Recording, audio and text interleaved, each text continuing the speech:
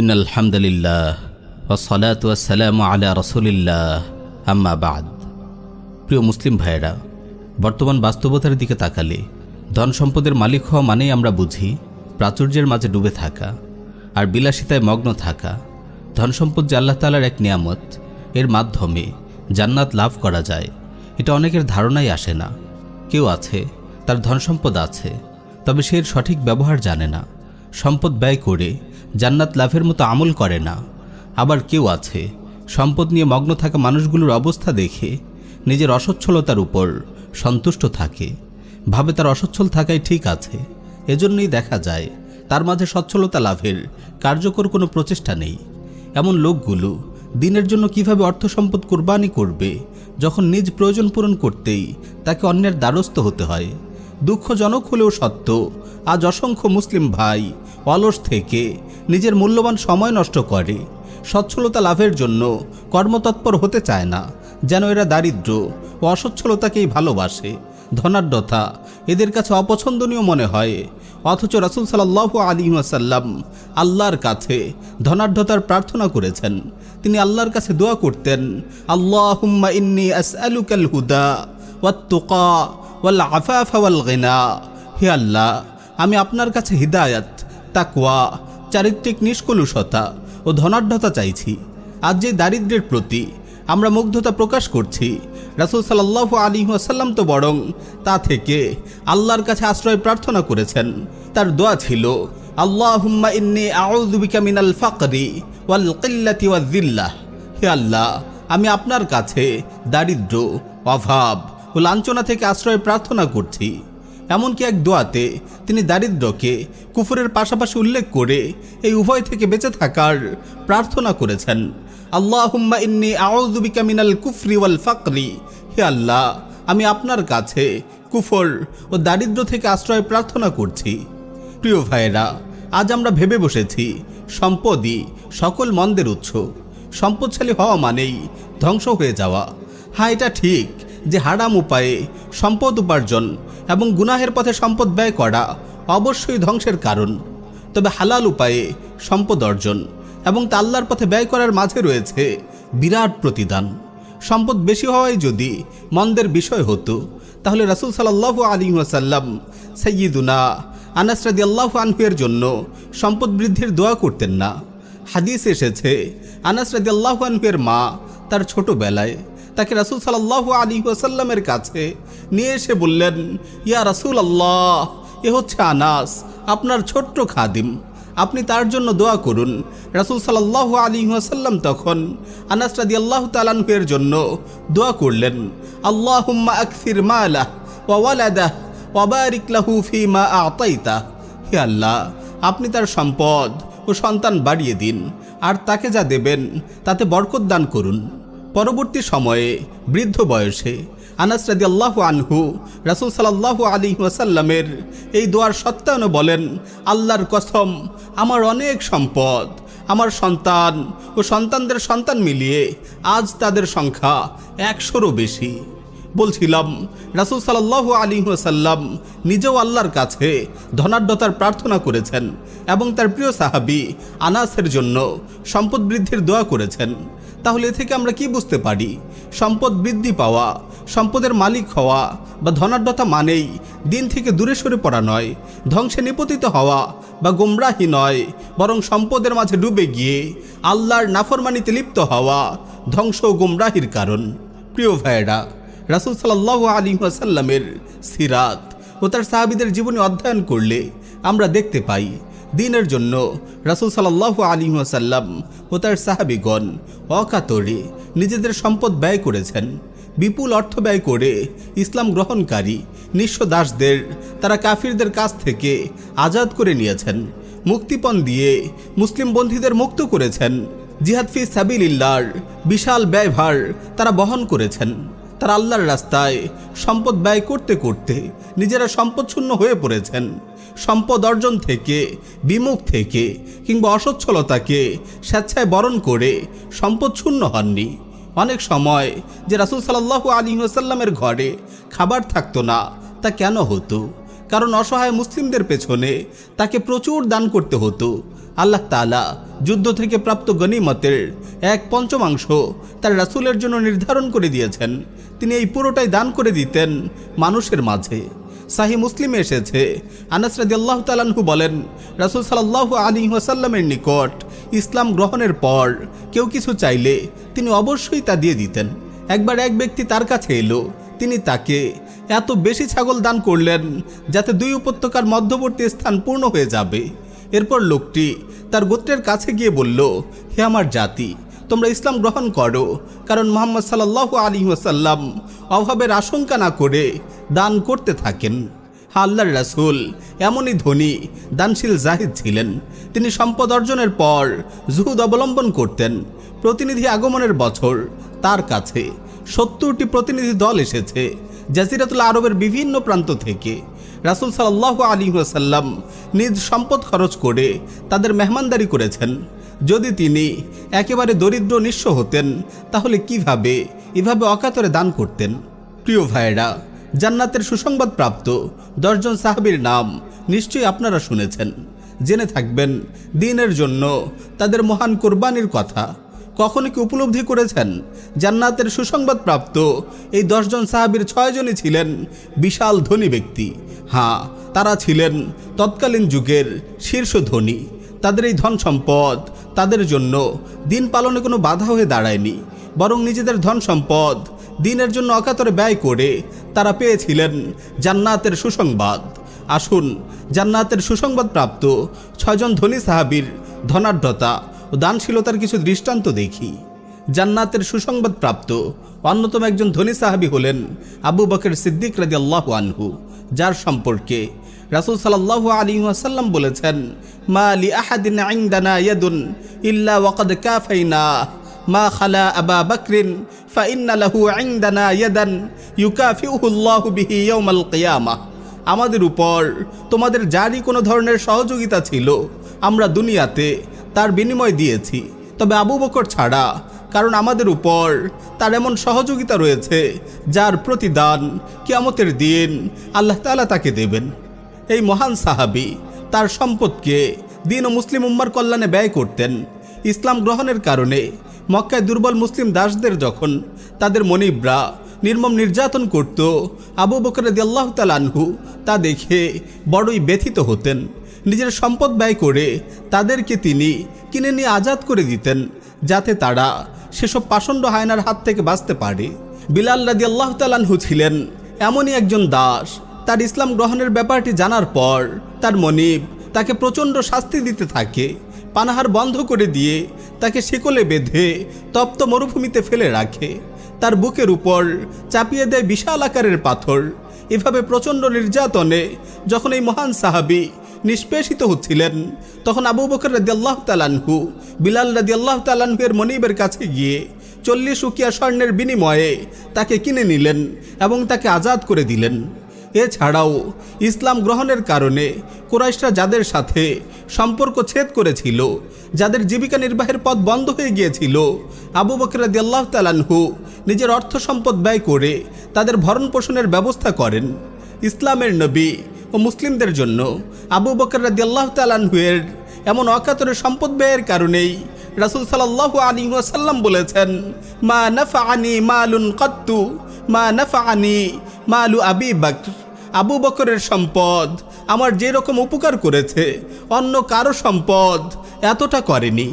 আবু বকর রাদিয়াল্লাহু তাআলা আনহু তখন কেঁদে দিলেন, বললেন, ইয়া রাসূলুল্লাহ হাল আনা ওয়া মালি ইল্লা লাকা ইয়া রাসূলুল্লাহ।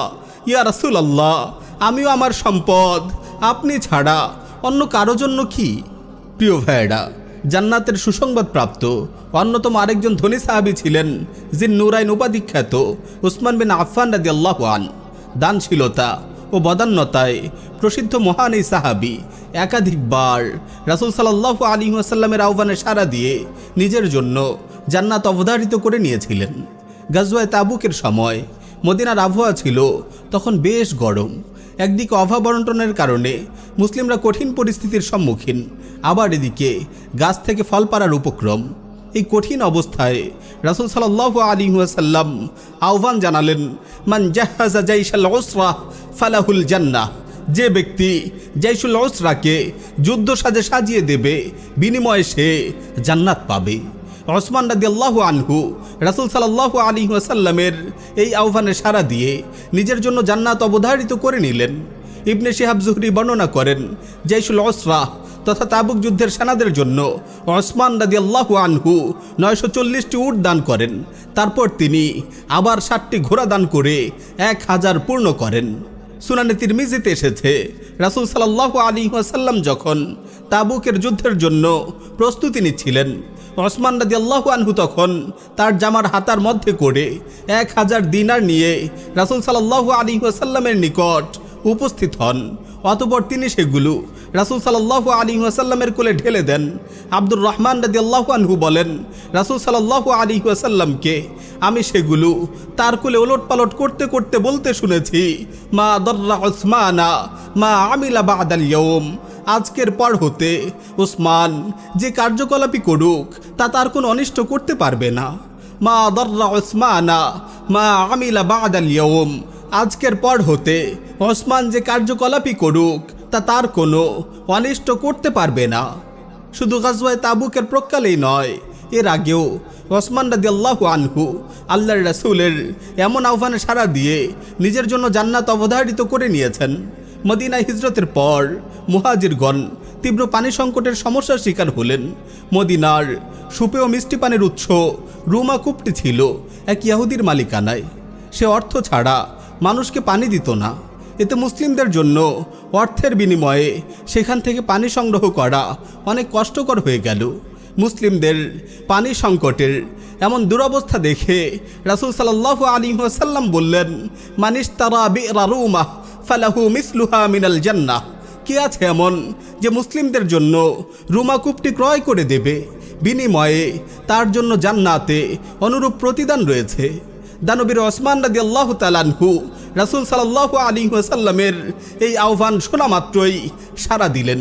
সেই ইহুদি লোকটি থেকে তিনি বিশাল অঙ্কে রুমা কূপটি কিনে নিলেন এবং মুসলিমদের জন্য তা ওয়াকফ করে দিলেন।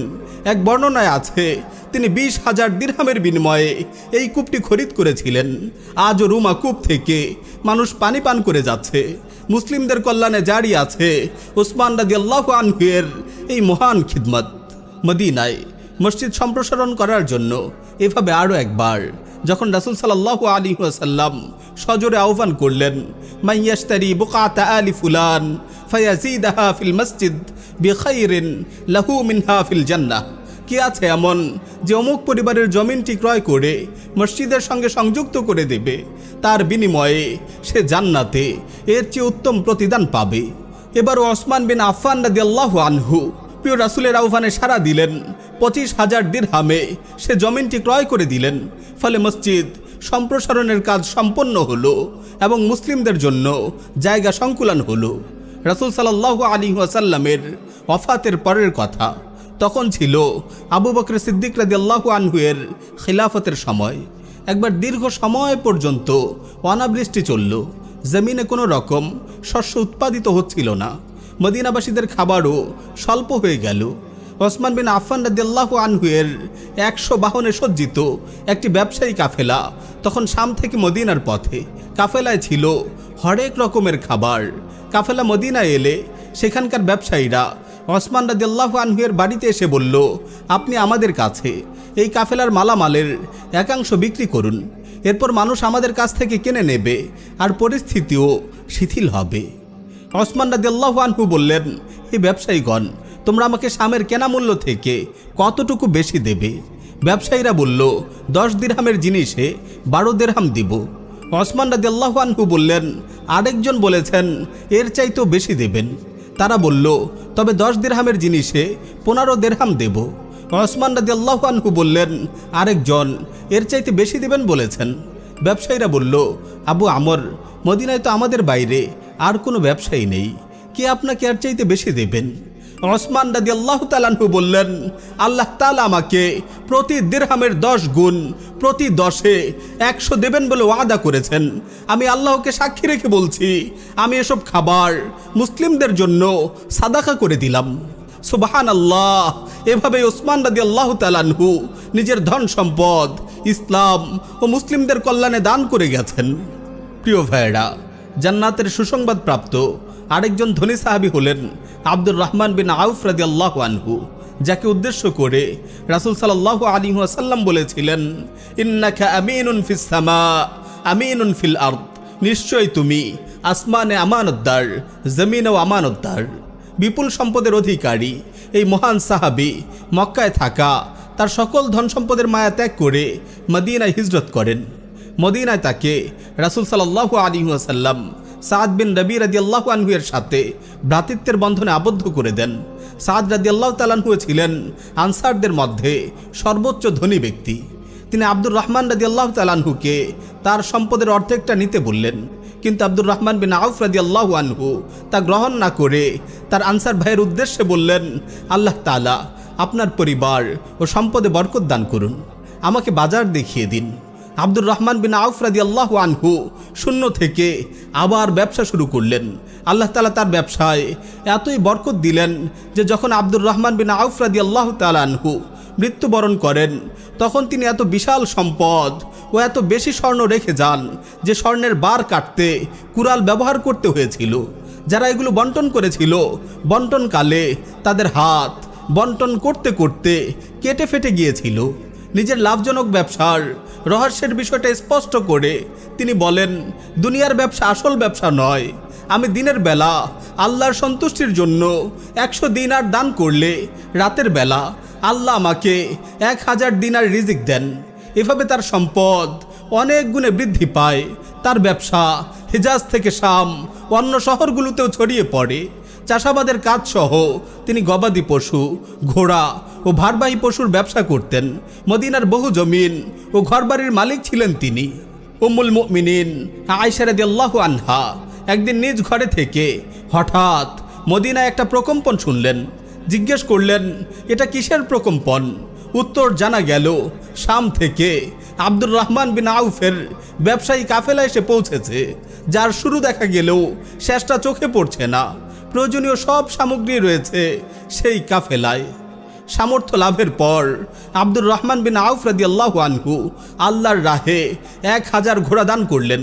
এমনকি বর্ণিত আছে তিনি একদিনে 30টি গোলাম আজাদ করতেন। তাবুকের যুদ্ধের সময় তিনি তার অর্ধেক সম্পদ আল্লাহর রাস্তায় দান করে দিয়েছিলেন। রাসূল সাল্লাল্লাহু আলাইহি ওয়াসাল্লামের ইন্তেকালের পর আব্দুর রহমান বিন আউফ রাদিয়াল্লাহু আনহু উম্মুল মুমিনিনদের প্রয়োজনাদির দেখাশোনা করতেন। একদিন তিনি 40,000 দিনারে একটি জমি কিনে পুরোটা রাসূল সাল্লাল্লাহু আলাইহি ওয়াসাল্লামের স্ত্রীদের হাদিয়া দিয়ে দিলেন।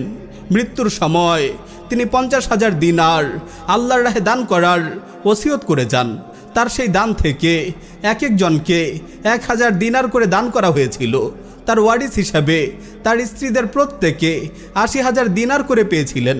তিনি বদ্রী সাহাবীদের প্রত্যেককে 400 দিনার করে দান করতে ওসিয়ত করে যান।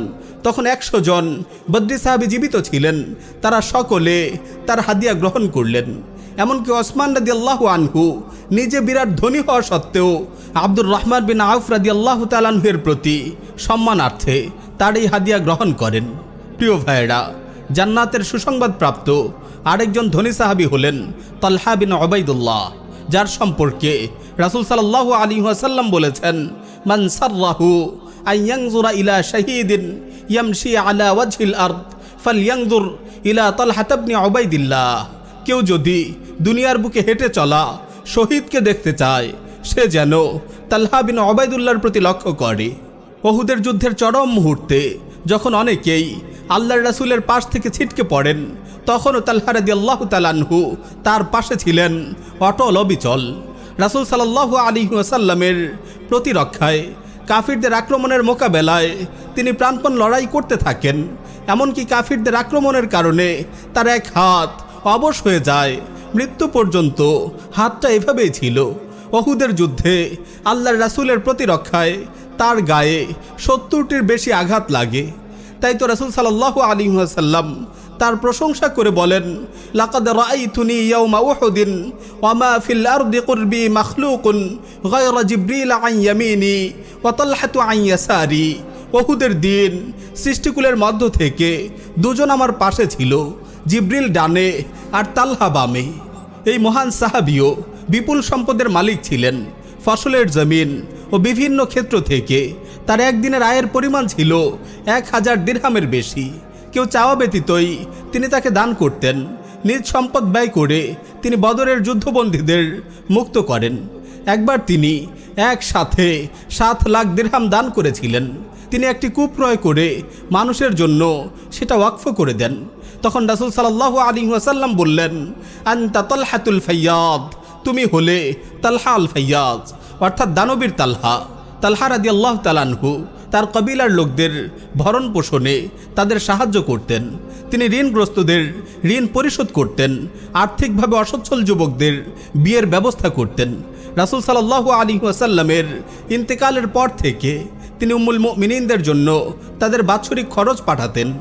জান্নাতের সুসংবাদ প্রাপ্ত এই মহান সাহাবী মৃত্যুর সময় 20 লক্ষ দিরহাম 300 উট বহন করতে পারে এমন পরিমাণ স্বর্ণ রেখে যান। আর তার খ্যাত খামার ও ঘরবাড়ি থেকে আসা আয়ের পরিমাণ ছিল 3 কোটি দিরহাম। কতই না সৌভাগ্যবান এই মহান সাহাবী। দুনিয়াতেই তিনি শুনেছেন জান্নাতে রাসূল সাল্লাল্লাহু আলাইহি ওয়াসাল্লামের প্রতিবেশী হতে পারার সুসংবাদ। রাসূল সাল্লাল্লাহু আলাইহি ওয়াসাল্লাম বলেন, তালহাতু ওয়া জুবায়ের জারায়া ফিল জান্নাহ, তালহা ও জুবায়ের জান্নাতে আমার প্রতিবেশী। প্রিয় ভাইরা, জান্নাতের সুসংবাদ প্রাপ্ত আরেকজন ধনী সাহাবী হলেন জুবাইর ইবনুল আওয়াম রাদিয়াল্লাহু আনহু, যার সম্পর্কে রাসূল সাল্লাল্লাহু আলাইহি ওয়াসাল্লাম বলেছেন, ইন্না লিকুল্লি নাবিয়্যিন হাওয়ারিজ্জান ওয়া হাওয়ারিজ্জা জুবাইর, প্রত্যেক নবীর একজন হাওয়ারি অর্থাৎ সাহায্যকারী একনিষ্ঠ সঙ্গী থাকে। আমার হাওয়ারি তথা সাহায্যকারী একনিষ্ঠ সঙ্গী হচ্ছে জুবাইর। জুবাইর রাদিয়াল্লাহু তাআলা আনহু রাসূল সাল্লাল্লাহু আলাইহি ওয়াসাল্লামের সাথে সব যুদ্ধে অংশগ্রহণ করেছেন। বদরের যুদ্ধে তিনি মুসলিম সেনাবাহিনীর ডান পার্শ্বে সেনাধ্যক্ষ ছিলেন। মক্কা বিজয়ের অভিযানে মুসলিমদের পতাকাগুলোর একটি বহন করেন তিনি সেই সৌভাগ্যবান সাহাবী যিনি রাসূল সাল্লাল্লাহু আলাইহি ওয়াসাল্লামের প্রতিরক্ষায় প্রথম তরবারি উন্মুক্ত করেছেন। দিন কায়েমের পথে আল্লাহর রাসূলের প্রতিরক্ষা করতে গিয়ে ইসলামের দুশমনদের তলোয়ার ও বর্ষার আঘাতে আঘাতে গর্ত হয়ে যায় জুবাইর রাদিয়াল্লাহু তাআলা আনহু-এর বক্ষ। কোনো এক সফরে তার সফর সঙ্গী তাকে বললেন, আল্লাহর কসম, আমি আপনার গায়ে এমন আঘাতের দাগ দেখছি যা অন্য কারো গায়ে দেখিনি। জুবাইর রাদিয়াল্লাহু আনহু বললেন, আল্লাহর কসম, এই প্রত্যেকটি আঘাতের দাগই আল্লাহর রাসূলের সাথে আল্লাহর রাসূলের প্রতিরক্ষায় লেগেছে। জুবাইর রাদিয়াল্লাহু তাআলা আনহু অনেক জমিন ও ঘরবাড়ির মালিক ছিলেন। মৃত্যুর পর তিনি এমন একটা জমিন রেখে যান যেটা তিনি 1,70,000 দিরহাম দিয়ে কিনেছিলেন। তার পুত্র আব্দুল্লাহ রাদিয়াল্লাহু তাআলা আনহু তার মৃত্যুর পর সেই জমিনটি বিক্রি করলেন 16 লাখ দিরহামে। মদিনায় তার 11টি বাড়ি ছিল, বসরায় 2টি, কুফায় 1টি, মিশরে 1টি। তার পুরো সম্পদের পরিমাণ ছিল 5 কোটি দিরহাম। প্রিয় ভাইয়েরা, জান্নাতের সুসংবাদ প্রাপ্ত আরেকজন ধনী সাহাবীর নাম সাদ বিন আবু ওয়াক্কাস রাদিয়াল্লাহু আনহু। তিনি ছিলেন রাসূল সাল্লাল্লাহু আলাইহি ওয়াসাল্লামের মামা। রাসূল সাল্লাল্লাহু আলাইহি ওয়াসাল্লাম তার প্রশংসায় বলতেন, হাযা খালি ফালইউরিন ইমরুউন খালা, এ হচ্ছে আমার মামা, তার মতো মামা আর কারো আছে কিনা দেখাও দেখি। তিনি ইসলাম গ্রহণকারী অগ্রবর্তীদের একজন। আল্লাহর রাসূলের সাথে সব যুদ্ধে তিনি অংশগ্রহণ করেছেন। তিনি ছিলেন জাজিরাতুল আরবের সবচেয়ে দক্ষ তীরন্দাজ। বর্ণিত আছে উহুদের যুদ্ধে তিনি 1000-এর বেশি তীর নিক্ষেপ করেছিলেন। আর রাসূল সাল্লাল্লাহু আলাইহি ওয়াসাল্লাম তাকে উৎসাহ দিয়ে বলছিলেন, ইরমি ফিদাকা আবি ওয়া উম্মি, নিক্ষেপ করো, তোমার জন্য আমার বাবা মা উৎসর্গ হোক। জান্নাতের সুসংবাদ প্রাপ্ত এই মহান সাহাবী তীর ও বর্ষা তৈরির বাণিজ্য থেকে বিপুল সম্পদ উপার্জন করেন। তিনি তার মৃত্যুর সময় 2,50,000 দিরহাম রেখে যান। সাদ বিন আবু ওয়াক্কাস রাদিয়াল্লাহু আনহু যখন রোগাক্রান্ত হলেন তখন রাসূল সাল্লাল্লাহু আলাইহি ওয়াসাল্লাম তাকে দেখতে এলেন। সাদ রাদিয়াল্লাহু আনহু বললেন, আল্লাহর রাসূল, আপনি দেখছেন আমার কেমন অসুস্থতা, আমার কিছু সম্পদ আছে কিন্তু আমার ওয়ারিস হিসেবে কেবল এক মেয়ে আছে। আমি কি আমার সম্পদের 2/3 সাদাকা করব? রাসূল সাল্লাল্লাহু আলাইহি ওয়াসাল্লাম বললেন, না। সাদ রাদিয়াল্লাহু আনহু বললেন, তবে অর্ধেক। রাসূল সাল্লাল্লাহু আলাইহি ওয়াসাল্লাম বললেন, না। সাদ রাদিয়াল্লাহু আনহু বললেন, তবে 1/3। রাসূল সাল্লাল্লাহু আলাইহি ওয়াসাল্লাম বললেন, ওয়াসসুলুসু কাসীর, ইন্নাকা আন তাযারা ওয়ারাসাতাকা আগনিয়া খায়রুন মিন আন তাযারাহুম আলাতান ইয়াতাকাফফুনা আন-নাস। 1/3 করা যায়, তবে তাও অনেক। তুমি তোমার ওয়ারিসদের অন্যের কাছে হাত পাতার মতো অবস্থায় রেখে যাওয়ার চাইতে তাদেরকে সহায় সম্বল দিয়ে রেখে যাওয়া উত্তম। হ্যাঁ প্রিয় ভাইয়েরা, নিজের ধন সম্পদ আল্লাহর রাহে দান করার প্রতি এমনই ছিল ধনী সাহাবীদের আকাঙ্ক্ষা। সম্পদ তাদের হাতে ছিল বটে, কিন্তু তাদের হৃদয়ে স্থান পায়নি। তারা বিপুল সম্পদের মালিক ছিলেন, তবে তাদের ছিল দুনিয়াবিমুখ অন্তর ও কল্যাণকামী আত্মা। তাদের সম্পদ আল্লাহর রাস্তায় জিহাদে অংশগ্রহণের ক্ষেত্রে বাধা হতে পারেনি, বরং জিহাদ বিন নফস তথা জান দিয়ে জিহাদ করার পাশাপাশি তারা জিহাদ বিল মাল তথা মাল দিয়েও জিহাদে বিরাট ভূমিকা রেখেছিলেন। মুসলিমদের সকল প্রয়োজনে নিজের সম্পদকে কাজে লাগিয়েছেন। সম্পদ তাদেরকে আল্লাহর নৈকট্য থেকে দূরে রাখতে পারেনি, বরং সম্পদ ব্যয় করেই তারা আল্লাহর আরও নৈকট্যশীল হয়েছিলেন। দুনিয়াতেই শুনেছেন জান্নাত লাভের সুসংবাদ। আমার প্রিয় মুসলিম ভাইয়েরা, জান্নাতের সুসংবাদ প্রাপ্ত ধনী সাহাবীদের মতো আজও এমন ধনী ব্যক্তির প্রয়োজন যারা দিনকে আল্লাহর জমিনে বিজয়ী করার লক্ষ্যে আল্লাহর রাস্তায় অকাতরে সম্পদ দান করবে, যাদের অর্থে সুষ্ঠুভাবে পরিচালিত হবে আল্লাহর পথে লড়াইরত মুজাহিদদের কাফেলা। আজও প্রয়োজন এমন অনেক বিলিয়নার যারা দুর্বল অসহায় মুসলিমদের সাহায্যে দানের হাত বাড়িয়ে দেবে, বন্দি মুসলিমদের মুক্ত করতে কার্যকর প্রচেষ্টা চালিয়ে যাবে, যাদের হাতে সম্পদ থাকলেও তা তাদের অন্তরে স্থান পাবে না। অর্থ সম্পদ তাদের জন্য দিন থেকে বিমুখ হওয়ার কারণ হবে না, বরং দিনের জন্যেই তারা সম্পদ উপার্জন করবে এবং দিনই প্রয়োজনেই সম্পদ খরচ করবে। কিন্তু আমার প্রিয় ভাইয়েরা, দিনের জন্য সম্পদ উপার্জনের সেই প্রচেষ্টা আজ আমাদের কোথায়? আজ আছে কি আমাদের মাঝে এমন দানশীল ব্যক্তি আল্লাহর রাস্তায় জিহাদের ব্যয়ভার বহনের জন্য যে একাই যথেষ্ট হয়ে যাবে, কিংবা একা না পারলেও উল্লেখযোগ্য বিশাল ভূমিকা রাখবে? বরং আমাদের অবস্থা তো আজ এমন, আমরা দারিদ্র আর অসচ্ছলতাকে আঁকড়ে ধরে আছি, দারিদ্র্যের মাঝেই মর্যাদা খুঁজে বেড়াচ্ছি। আমাদের কেউ সম্পদ অর্জন করলেও তা করে নিজের ভোগবিলাসের জন্য, আবার কেউ ধন সম্পদ উপার্জন থেকে মুখ ফিরিয়ে দুর্বলতার অসচ্ছলতাকেই জুহুদ মনে করছি জুহুদ হলো কোনোরূপ সম্পদ কামাই না করে হাত গুটিয়ে বসে থাকা। দেখুন জুহুদের ইমাম সুফিয়ান সাওরি রাহিমাহুল্লাহ জুহুদ সম্পর্কে কি বলেন। সুফিয়ান সাওরি রাহিমাহুল্লাহ ছিলেন একজন ইবাদত গুজার আলিম। তার এক ছাত্র বলেন, একবার মাগরিবের নামাজের পরে হারাম শরীফের প্রাঙ্গণে আমি তাকে নামাজে দাঁড়াতে দেখলাম। তিনি সিজদায় গেলেন। যে সিজদা অবস্থায় এশার আজান হয়ে গেল, তখন গিয়ে তিনি মাথা তুললেন এবং নামাজ শেষ করলেন। এতটা দুনিয়া বিমুখ ও জাহিদ আলিম ছিলেন তিনি, কিন্তু তিনি ধনী ছিলেন। একবার কেউ তাকে তার অধিক সম্পদের দিকটি তুলে ধরে নিন্দা করতে লাগলো, কেন তিনি দুনিয়া বিমুখ হয়েও সম্পদ জমা করলেন। সুফিয়ান সাওরি রাহিমাহুল্লাহ তখন উত্তর দিলেন, চুপ করুন, যদি আমাদের সম্পদ না থাকতো তবে রাজা বাদশারা আমাদেরকে রুমালের মতো ব্যবহার করত। তারপর তিনি বেশ চমৎকার কথা বললেন, শক্ত রুটি খাওয়া আর শক্ত পোশাক পরা জুহুদ নয়, বরং জুহুদ হচ্ছে দুনিয়া তোমার হাতে থাকলেও তোমার মাঝে প্রবেশ করবে না। দুনিয়ার সেই সম্পদ তোমার হাতে আসুক বা না আসুক, তুমি তাতে পরোয়া করবে না। এটাই হচ্ছে প্রকৃত জুহুদ। তাই আসুন প্রিয় ভাইয়েরা, আমরা প্রকৃত অর্থে জুহুদকে বুঝতে শিখি। দারিদ্র্যের মাঝে ডুবে থেকে ফাসিক ফুজ্জারদের দুয়ারে দুয়ারে না হাঁটি, বরং নিজেরা সচ্ছলতা লাভের জন্য হালাল উপায়ে চেষ্টা প্রচেষ্টা অব্যাহত রাখি। দিনের কাজে অবদান রাখার লক্ষ্যেই সম্পদ উপার্জন করি। আর প্রিয় নবীজির মতো আল্লাহর কাছে প্রার্থনা করি, আল্লাহুম্মা ইন্নী আসআলুকাল হুদা ওয়াত তুকা ওয়াল আফাফা ওয়াল গিনা। হে আল্লাহ, আমি আপনার কাছে হিদায়াত, তাকওয়া, চারিত্রিক নিষ্কুলসতা ও ধনাঢ্যতা চাইছি।